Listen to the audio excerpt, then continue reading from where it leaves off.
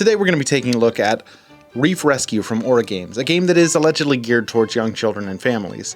And I say allegedly because, quite simply, if you have my memory, it becomes a bit more of a challenge than perhaps intended. At its core, it's an adorable version of a similar game that many of us, all grew up playing. A memory game where you flip tiles and try to make matches. But that simple premise is expanded, and what could have been a carbon copy of 1,000 other games grows into something different with a flavor that's unique and interesting. Now, thematically, you're cleaning up the ocean and you're racing to save the creatures in the ocean from the effects of pollution. And from a practical standpoint and a gameplay standpoint, it starts out looking very similar to the base memory game that we all know and love. There's a grid of tiles laid out, and you're tasked with finding specific ones. But that's about where the comparison ends. Each player gets 2 action tiles that they'll use throughout the course of the game.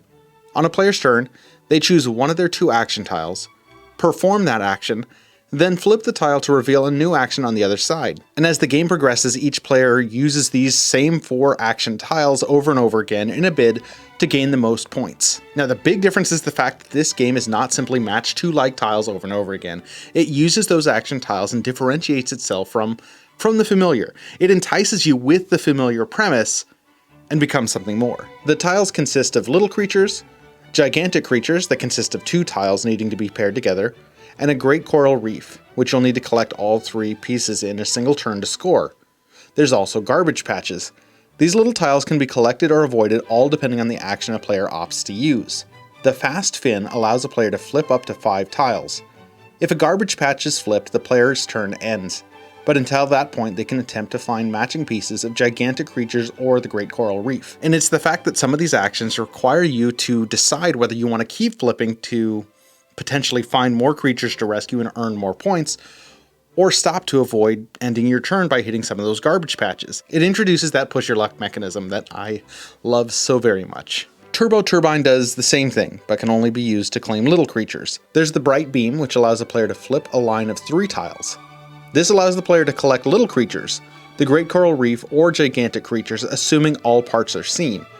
This action is not affected by garbage patches. The Sea Scope allows a player to secretly look at any 3 tiles, then put them back anywhere on the grid that a player chooses, unaffected by the garbage patches. And the game continues until there are 10 or less tiles left on the table, and once that happens, players tally up their score, and whoever has the most wins. The first thing I want to address when taking a look at this game is the art direction.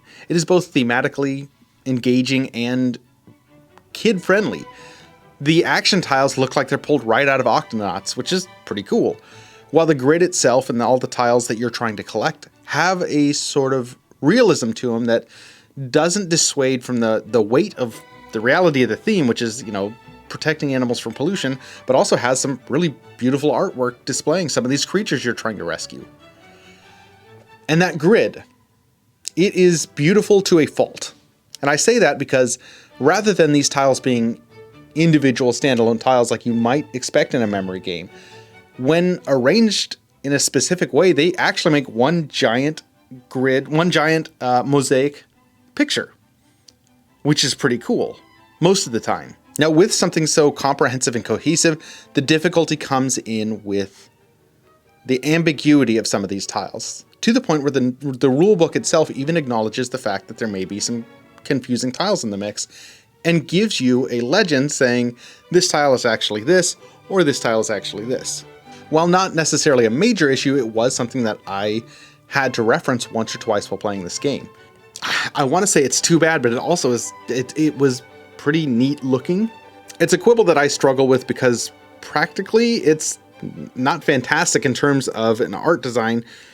But on the flip side, it is fantastic in terms of an art design because the whole cohesive thing looks really cool, and it bleeds together in the way that a memory game doesn't normally do. Because in a memory game, you're used to seeing such blocky, segmented art, while this is comprehensive, cohesive, and works really well with the theme of you exploring an ocean that is completely connected to each other as opposed to being completely separate and disconnected. Look, this is a really tiny, small, portable game, which is really, really cool. However, one of the things that if there's one type of rulebook that I dislike less than a simple fold-out sheet, it is one that comes with 2 of those fold-out sheets, which is exactly what this is. So As you can see, the rulebook is double-sided on a single fold-out sheet. Well, that's not accurate because it's actually on 2 fold-out sheets. So when I am referencing some of the rules, I am not looking, I want to be flipping through a rulebook. I want preferably some sort of quick reference. What I don't get is that. What I get instead is 2 fold-out sheets that are double-sided, making looking through the rules as a reference a little bit more difficult than I'd like. That being said, it is a fairly simplistic game, so once you get 1 or 2 games under your belt, you don't necessarily need to reference the rulebook. I don't like that. It's hard because this is such a small little package of a game, and so certain sacrifices have to be made. And in terms of the format of the rulebook, this is not a large sacrifice because the gameplay is still solid. I'm not a fan of that. Now, those action tiles give you far more strategy than you would get in any other game in this subgenre. It is, plain and simple, a memory game that's geared towards kids, that's geared towards a younger audience. Now, I say that knowing full well that I generally lose this game against my kids because my short-term memory and attention span is not maybe necessarily what it should be. It offers a little bit of strategy, just enough for it to be far more enticing than anything else in its category. Those 4 different actions are unique. They offer different opportunities to switch up the game state.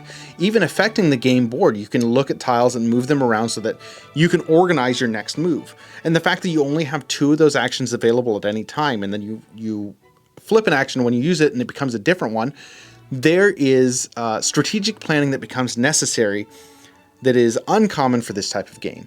And it's that enticement of familiarity mixed in with something new and fresh that I've come to expect from Origames and Daryl Chow and his designs as a whole. And it works. This is a Daryl Chow memory game. And I know what that means. I'd like for other people to know what that means because these designs are interesting. And this game is interesting. It's nice, it's compact, it's quick to learn. There's even a little QR code on the box itself so you can quickly learn the game and scan it. This is that exciting mix of familiar with just a side dash of interesting, different that you want to see in a game that you might present to kids. And it's an interesting game just to play on its own. It's a game that I enjoy playing with my kids and will play with them anytime they ask, and oftentimes even when they don't want to play it, I would be happy to play this particular memory game despite my not winning very often. That's all I've got for you today. If you enjoyed this video, please like, subscribe. I am on social media just about everywhere at Plumpy Thimble, primarily on TikTok, Twitter, Instagram, Facebook, and YouTube. So go on out there and go clean up the ocean.